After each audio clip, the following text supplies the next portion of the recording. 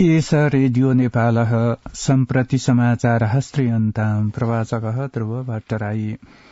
सर्वकारेण जाजरकोट भूकम्पेन आहतानां जनानां निःशुल्कम् उपचारं विधातुं निर्णीतं वर्तते। मन्त्री परिषद ह्य उपविष्टेन आकस्मिक उपवेशेन भूकम्पेन मृतानां जनानां प्रतिपरिवारं ₹1,20,000 सहायतं प्रदातुं निर्णीतमस्ति। मन्त्री परिषद उपवेशेन भूकम्पेन प्रभावितानां जनानां अन्वेषणोद्धार सहायता वितरण कार्याणि प्रभावकारिणी विधाय पुनस्थापनाय एकीकृत कार्ययोजना निर्माण पुरस्सरं वर्षाभ्यन्तरे भूकम्प प्रतिरोधिनम् आवासं निर्मातुं निर्णीतम् इति सर्वकारस्य प्रवक्ता संचार सूचना प्रविधि मन्त्री च रेखा शर्मा अज्ञापयत्। एवमेव उपवेशेन सहायता पुनस्थापनयो कृते मित्रराष्ट्रेभ्य औपचारिक प्रस्तावस्य माध्यमेन प्राप्तं सहयोगं स्वीकृत्य धन्यवादं व्यक्तुं निर्णीतमिति मन्त्री शर्मा असूचयत्। प्रधानमन्त्री पुष्पकमल दाहाल प्रचण्डः जाजरकोट भूकम्पेन पीडितानां जनानां सहायता पुनस्थापन कार्याणि प्रभावकारी रूपेण सञ्चालयितुं निर्दिशति। विपद संकट न्यूनीकरण व्यवस्थापन राष्ट्रिय परिषद गत दिवसे उपवेशं सम्बोधयन् प्रधानमन्त्री प्रचण्डः भूकम्प प्रभाविताय जनताय विश्वासं दापयित्वा पूर्वकार्येण कार्याणि सम्पादयितुं निर्दिशत्। प्रधानमन्त्री प्रचण्ड भूकम्पेन प्रापितां जनधनानां महत् क्षतिं प्रति दुःखम् अभिव्यज्य अभासत तत्कालं सहायता पुनस्थापनयो कृते कार्यं विधीयते। जाजरकोट रुकुम पश्चिम जनपदयो दुरापन्नस्य विनाशकारी भूकम्पस्य क्षतेः सर्वकारेण चालनीयानां कार्याणां च विषयो विमृष्टुं गतदिने आकारिते विपद व्यवस्थापन संकट न्यूनीकरण व्यवस्थापन राष्ट्रिय परिषद त्रयोदश उपवेशे प्रधानमन्त्री प्रचण्डः विपदः उत्तरकालिकानाम् उद्धार सहायता पुनर्निर्माणानां प्रभावकारितायां गभीरा भवितुं निर्दिशन् सहायताया दुरुपयोगस्य निरोधनाय एकद्वारा प्रणाल्या सहायता वितरणं भविष्यतीति अज्ञापयत्। प्रधानमन्त्री प्रचण्ड अवोचत् द्वासप्तत्यधिक-200तमे विक्रमाब्दे दुरापन्नस्य भूकम्पनस्य समये विहितस्य उचिताभ्यासस्य आधारेण विद्यमानानाम् अधिनियम नियम पुनः संरचनां विधाय शीघ्रं कार्याणि विधातुं पूर्वकार्यं कृतमस्ति। उपवेशे उपप्रधान गृहमन्त्री नारायण काजी श्रेष्ठः अवदत् उद्धार कार्यस्य प्रायः पूर्णस्य हेतु अतः परं सर्वकारस्य ध्यानं साहाय्य प्रदाने केन्द्रितं भवति। कर्णाली प्रदेश सर्वकारेण भूकम्पेन पीडितेभ्यो जनेभ्यः सहायता वितरणस्य पुनस्थापन कार्यस्य च कार्याणि एकद्वारा प्रणाल्या माध्यमेन अग्रे वर्धयितुं निर्णीतं वर्तते। प्रदेश सर्वकारस्य पक्षतः प्रदेश विपद व्यवस्थापन कोषे तत्कालं 10 कोटी रूप्यकाणि संकलयितुं निर्णीतमिति प्रदेशस्य आन्तर् विषय विधि मन्त्री कृष्ण बहादुर जोशी अज्ञापयत्। एतस्यानुसारेण प्राकृतिक विपद दुर्घटना सुरक्षण कोषात् भूकम्पेन मृतानां जनानां परिवारेभ्यः प्रतिमृतकं ₹1,00,000 तत्कालं निर्णीतं वर्तते। प्रदेश सर्वकारेण भूकम्पेन प्रभाविताभ्यः पालिकाभ्यः तत्कालं व्ययीकरणत्वेन अति प्रभाविताभ्यः सामान्येन प्रभाविताभ्यश्च पालिकाभ्यः 5,25,00,000 रूप्यकाणि प्रेषयितुमपि निर्णीतं वर्तते। उप प्रधानमन्त्री पूर्णबहादुर खड्का भूकम्पेन प्रभावितेभ्यः परिवारेभ्यः दिनद्वयस्य अभ्यन्तरे आवश्यकी सहायता सामग्री प्रापयितुं प्रभावित क्षेत्राणां प्रमुख जनपदाधिकारिणो निर्दिशति। रुकुम पश्चिमस्य प्रमुख जनपदाधिकारिणा सह सुरक्षा निकायनां प्रमुखान् यो निर्देशन उप प्रधानमन्त्री खड्का अवोचत् अन्वेषणोद्धारयो कारणं पूर्णस्य हेतु संघ प्रदेश सर्वकारो साहाय्य पुनस्थापनयो सक्रिय स्तः।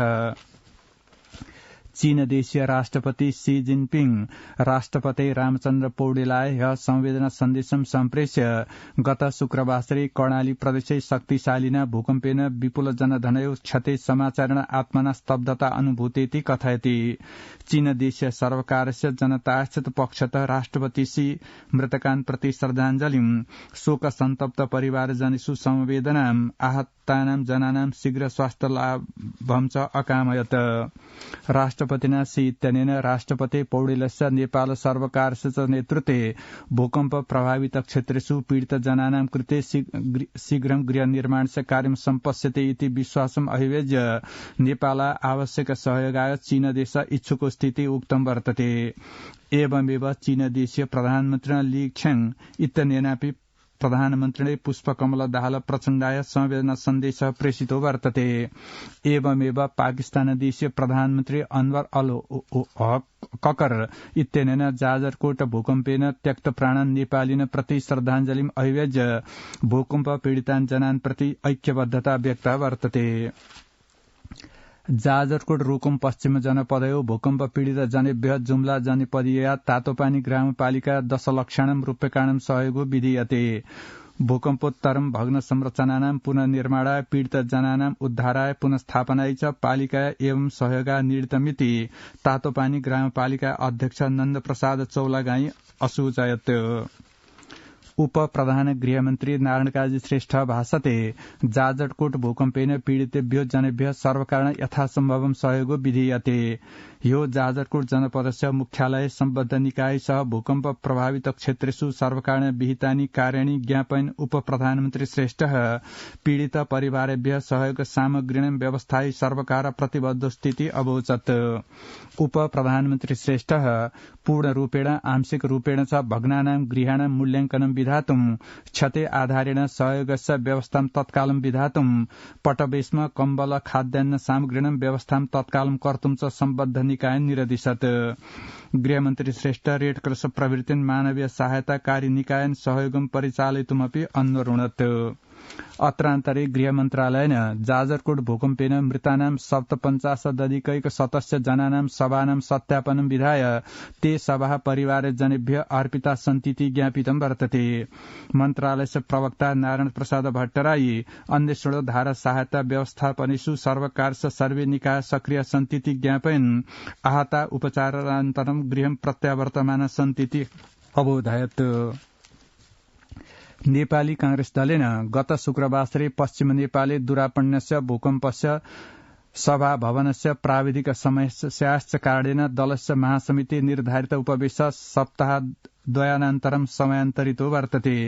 नेपाली कांग्रेस दलस्य केन्द्रीय कार्य सम्पादन समिति ह्य उपविष्टेन उपवेशेन महासमिति उपवेशाय आगामिरु मार्गशीर्ष मासस्य 29 दिवसात् पौष मासस्य 2 दिवसं यावद् दिनानि निर्धारितानीति दलस्य प्रचार विभाग प्रमुख मीन विश्वकर्मा अज्ञापयत्। एतत्पूर्वम् आगामिनु मार्गशीर्ष मासस्य 13 दिवसात् 15 दिवसं यावत् महासमिति उपवेशाय समय निर्धारित सन्नपि तस्मिन् समये पूर्वकारस्य पूरणस्य असम्भवस्य दर्शनस्य पश्चात् कांग्रेस दलेन नवीन समय निर्धारितोऽस्ति।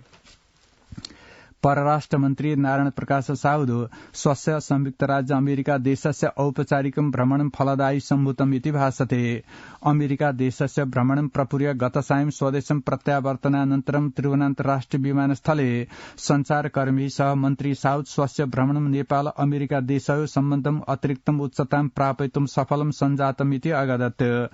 अल्प विकसित राष्ट्रस्तरोन्नति प्रक्रियायां विद्यमानता हेतोः नेपालस्य विकासस्य प्राथमिकतायां वैदेशिक सहयोग महत्वपूर्ण भवतीति चर्चयन् परराष्ट्र मन्त्री साउद नेपालाय सूचना प्रविधि विकासस्य खाद्य सुरक्षाय कृषि विकासस्य आपणोपागमस्य निवेशनस्य व्यापारस्य च क्षेत्रेषु अमेरिका देशीय सर्वकार सहयोगं वर्धयितुम् अनुरुद्धमिति अज्ञापयत्।